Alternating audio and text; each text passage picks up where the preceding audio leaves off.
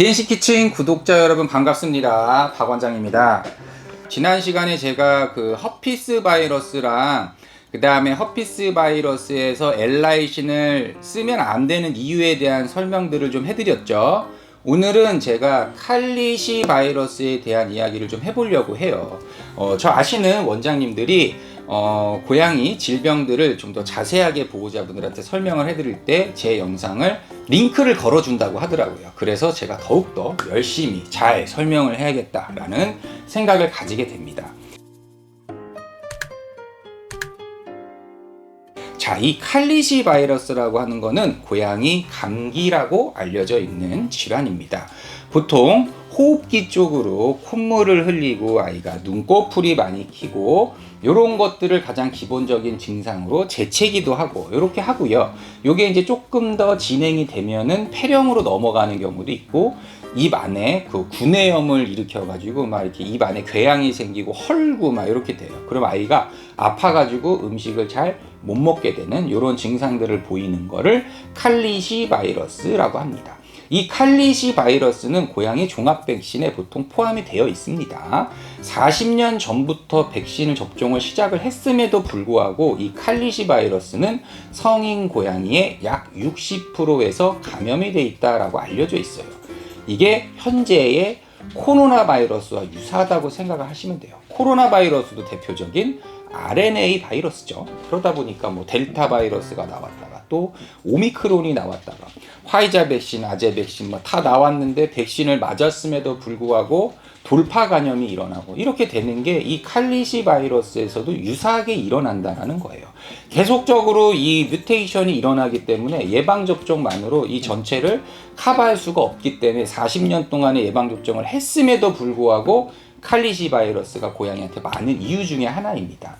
근데 예방접종을 그럼에도 불구하고 해줘야 되는 이유는 중증으로 넘어가는 거를 막아줄 수 있는 효과를 가지고 있기 때문에 하는 거다라고 생각을 하시면 되고, 칼리시 바이러스가 사람에서 대표적으로 알려져 있는 게 뭐냐? 노로바이러스라고 하는 거였습니다. 먹어가지고 이렇게 설사하고 위장염 일으키고 하는 바이러스 있죠? 그 노로바이러스가 대표적인 칼리시 바이러스 이렇게 생각하시면 됩니다. 자, 그렇다면 이 칼리시 바이러스에 대한 치료는 어떻게 해야 되는가? 근본적인 치료약은 없습니다. 자기가 나아야 돼요. 그 얘기는 뭐냐? 면역력이 자기가 높아져서 스스로 면역력을 키우면 회복을 할 수 있다는 거예요. 정상적인 친구들 같은 경우에는 보통 1에서 2주 정도의 러브 세라피를 통해 맛있는 거 잘 먹고 코 나면은 코 잘 닦아주고 가습 해주고 그렇게 해주고 그 다음에 음식 약간 따뜻하게 해가지고 유동식으로 해갖고 이게 입 안이 허르니까 잘 안 먹을 거 아니에요. 그러면 집에서 이렇게 떠먹여도 주고 이렇게 사랑으로 아이를 보살펴주면 보통은 일주일에서 2주일 정도의 시간이 지나면 아이들이 회복이 됩니다. 그럼에도 불구하고 이게 너무 못 먹거나 이러는 게 이제 길어지면은 이제 수액 치료라던가 항생제 치료라던가 이런 것들이 필요하기 때문에 병원에 도움을 좀 받아야 된다 이렇게 생각을 하시면 될 것 같아요. 요 칼리시 바이러스가 일반적으로는 아이가 잘못되거나 무지개 다리를 건너는 일이 많지 않지만 최근에는 이 VSD 칼리시라 그래가지고 비룰런트 시스테믹 디지즈, 다시 말하면 호흡기 질환만 일으키는 게 아니라 얘가 어떤 뮤테이션이 돼갖고 전신으로 퍼지게 되는 이러한 치명률이 아주 높아지는 형태의 칼리시 바이러스가 요즘은 있고 발견이 많이 되고 있습니다. 이게 나타나면은 아이들의 특징이 뭐냐면 사지가 부어요. 얼굴도 붓고 다리도 붓고 막 이런 증상들이 보입니다.